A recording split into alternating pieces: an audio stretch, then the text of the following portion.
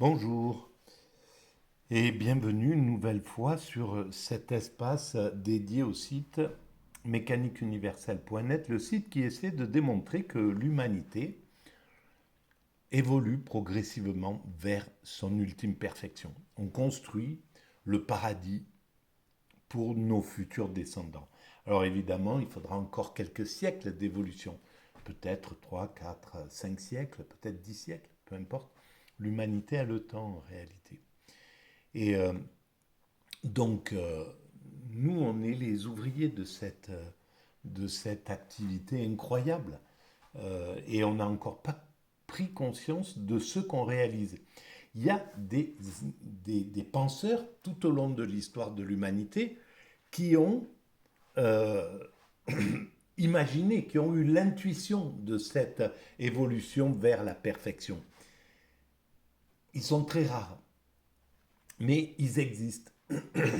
Et le cas de Saint-Simon, justement, fait partie, à mon sens, de ces penseurs utopistes, je pense, avec un esprit complètement explosé, un esprit très vraisemblablement euh, TSA, du trouble du spectre autistique, à mon avis, je ne sais pas. C'est un peu compliqué. On ne peut pas le savoir. Alors par contre, un jour ou l'autre, on le saura parce que je pense qu'on va pouvoir revisiter le passé. Le passé est présent dans la création. Le passé, à mon sens, ne disparaît pas. Il est quelque part dans un... Voilà, il est présent quelque part sous une forme qu'on ne peut pas atteindre. Mais probablement, on pourra le revisiter, le passé. C'est possible, c'est une conviction comme ça. C'est juste une intuition, hein, c'est en dehors de... Et évidemment, ça sera une pure merveille, voilà. C'est-à-dire qu'on va pouvoir voir ce qui s'est passé, comment ça s'est passé, etc. Bon, mais ça, c'est une autre chose. Alors, là, je suis en train donc de lire sur le dictionnaire de la euh, conversation. C'est une sorte d'encyclopédie éditée par les Firmendido frères en 1775. Et c'est la seconde édition, donc la première, elle était avant ça.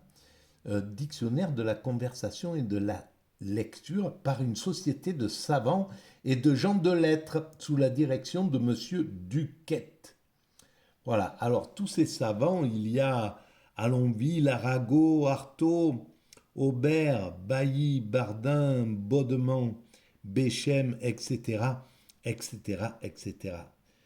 Et ça finit par Vautier, Veuillot, Vionnet, Violette, Violet-le-Duc et Viré.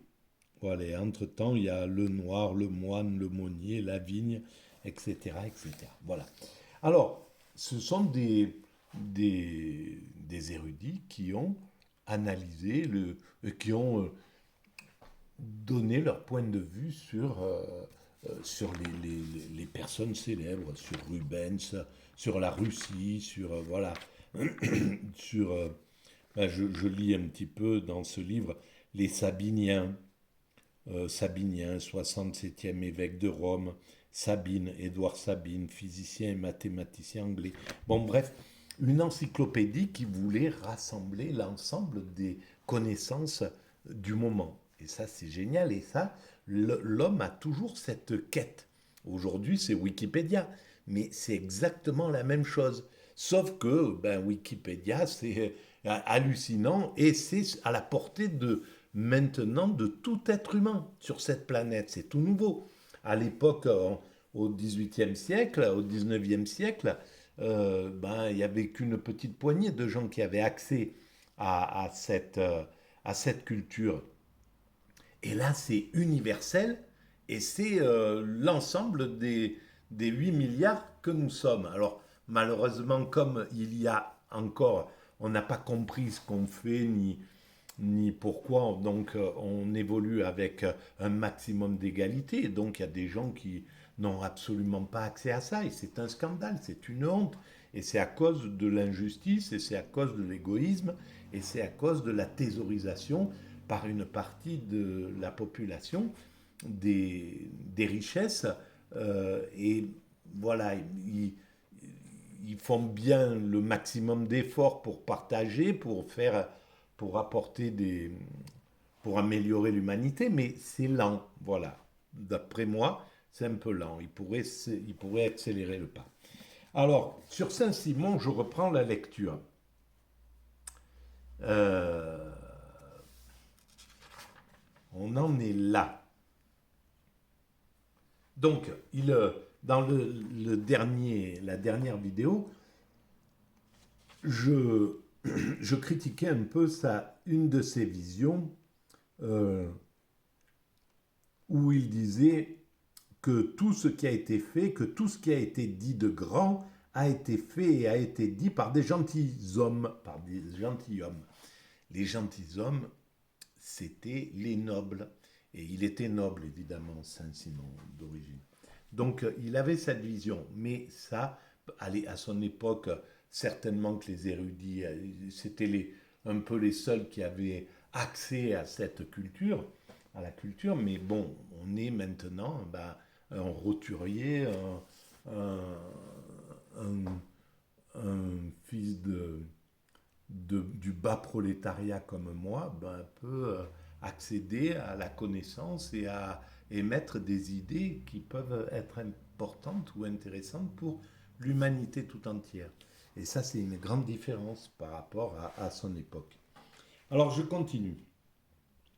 Cette hallucination de l'orgueil nobilaire qu'on retrouve encore à l'âge de 50 ans chez l'homme qui, 20 ans auparavant, ne répudiait ses titres et son origine pour se jeter dans le mouvement révolutionnaire que parce qu'il ne se trouvait à bout de ressources, nous rappelle que dans ses mémoires, il nous apprend lui-même qu'à l'âge de 17 ans, présentant les destinées futures qui devaient rehausser encore son nom, si difficile à soutenir, il avait donné ordre à son valet de chambre de le réveiller tous les matins par ces paroles: Levez-vous, monsieur le comte, vous avez de grandes choses à faire.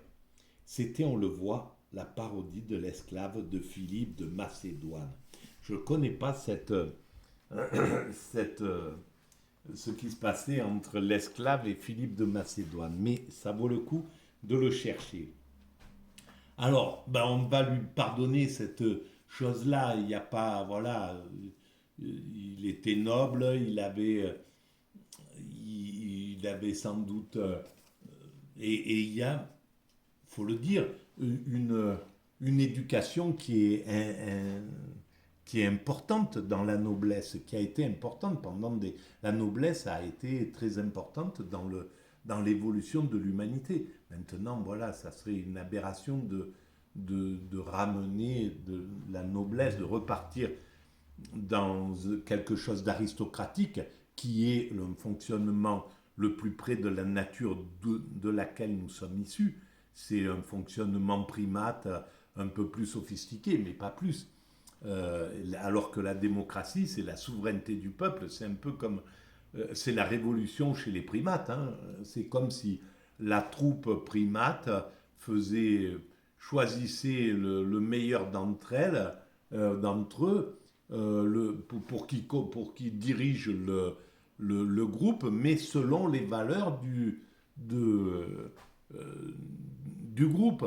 Et le groupe, s'il dit c'est fini la compétition en vous battant pour la domination, maintenant vous allez pour qu'on vous distingue, pour qu'on vous choisisse comme dominant, il va falloir que ça sera celui qui s'occupera le mieux des petits, voilà, qui sera le plus tendre envers les enfants, envers les bébés. C'est à peu près ce à quoi correspond la démocratie. Voilà, la démocratie, elle, par essence, le peuple est plus doux que les dominants, et appelle plus de douceur, et donc les dominants deviennent en démocratie de plus en plus doux normalement. Voilà. Alors cependant, la misère, la détresse même était venue accabler le petit-neveu de Charlemagne, parce que c'était le petit-neveu de Charlemagne, qui, après avoir épuisé ses dernières ressources à imprimer ce discours préliminaire de son encyclopédie nouvelle, et n'ayant pas rencontré de libraire qui consentit à s'en charger, se trouva plus d'une fois réduit, en 1811 et 1812, c'est lui-même qui nous l'apprend, à vendre ses vêtements pour avoir du pain. Il obtint enfin au mont-de-piété un emploi de copiste qui lui valait 1 000 francs par an et absorbait 9 heures de son temps par jour. Un crachement de sang le força d'y renoncer. Mais quelques anciens amis vinrent alors à son secours et lui assurèrent des moyens de subsistance suffisants sur lesquels il trouvait encore moyen d'épargner de quoi payer les frais d'impression de ses élucubrations. Bon, en tout cas, c'était un passionné et je comprends tout à fait ce qu'il vit.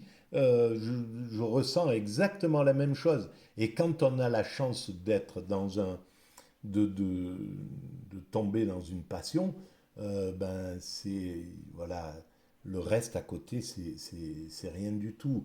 La pauvreté ou tomber dans tout ça c'est rien, c'est pas très important. En réalité, ce qui était important, pour lui, c'était les frais d'impression, c'était de pouvoir imprimer son travail. Et alors, le gars qui écrit sur lui, là, il parle de ses élucubrations, il en met toujours une petite couche. On sent qu'il a des velléités son, contre son côté révolutionnaire, parce qu'en fait c'était ça, il avait un côté absolument révolutionnaire. Donc, et même salarié quelques disciples qu'il cherchait à gagner à sa doctrine. Donc il a même embauché des disciples pour travailler à ses idées, pour qu'il se chargeât ensuite de les répandre et de les populariser. Et si je pouvais le faire, si j'avais les moyens, c'est clair que j'embaucherais des gens pour développer le site, pour améliorer les idées, pour faire des recherches sur telle ou telle chose. Et son idée de rassembler toutes les connaissances, au tout début de la mécanique universelle, ça m'a complètement effleuré. J'avais vraiment envie de monter une sorte euh, d'entreprise où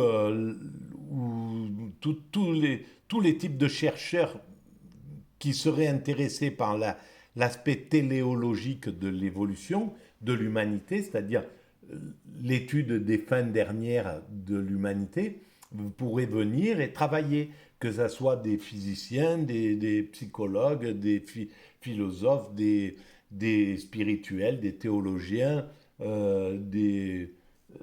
voilà, tous les penseurs qui s'intéressent à ça pourraient venir et on travaillerait ensemble à ça. Et donc ça, c'était vraiment quelque chose qui m'a tout de suite, quand j'ai vu la charge de travail que ça a engagé d'essayer de démontrer cette théorie, j'ai tout de suite pensé à ça immédiatement. C'est intuitif et je pense qu'il a fait la même chose. Il a vu que tout seul, il n'allait pas pouvoir réaliser tout ça. Euh, donc, et finalement, j'ai fini par le réaliser, le travail. Mais évidemment, il n'est pas, il est pas abouti, disons, il n'est pas précis. Chaque page de la mécanique universelle mériterait un ouvrage entier pour le démontrer. Et c'est sans doute, je pense, ce que les siècles prochains feront. Si voilà, j'ai cette conviction qui est pas du tout liée à l'orgueil ou à quoi que ce soit, mais je pense que je suis dans le vrai et que à partir de ce moment-là, on trouvera dans ce travail de quoi chercher et de quoi essayer de démontrer sa pertinence. Ces apprentis philosophes vivant aux dépens du monomane, alors le monomane, qu'est-ce que c'est, qui leur servait de professeur, devait être, il faut en convenir, de bien grands misérables. Il en veut à tout le monde. C'est assez hallucinant cette chose-là. J'aimerais bien savoir qui c'est qui a lu ce livre parce qu'il a dû passer de main en main pour arriver jusqu'en 2000. Moi, je l'ai chiné il y a pas très longtemps. Si, il y a quand même quelques années, même peut-être une décennie ou deux, ce, cette encyclopédie. Mais je pense qu'il y a eu des centaines, ça a passé dans des mains de différentes personnes. Et j'aimerais bien savoir qui lisait ce genre de choses. Survint la Restauration, sous laquelle Saint-Simon eût pu espérer voir s'améliorer sa position, s'il ne s'était pas irrémissiblement compromis avec le parti triomphant, bien moins encore par son adhésion bruyante au principe de la Révolution que par le fructueux parti qu'il avait su dans le temps tirer du commerce des biens confisqués sur les émigrés. Oh, incroyable. Alors qu'est-ce qu'il a fait avec ça? C'était un profiteur de guerre, incroyable.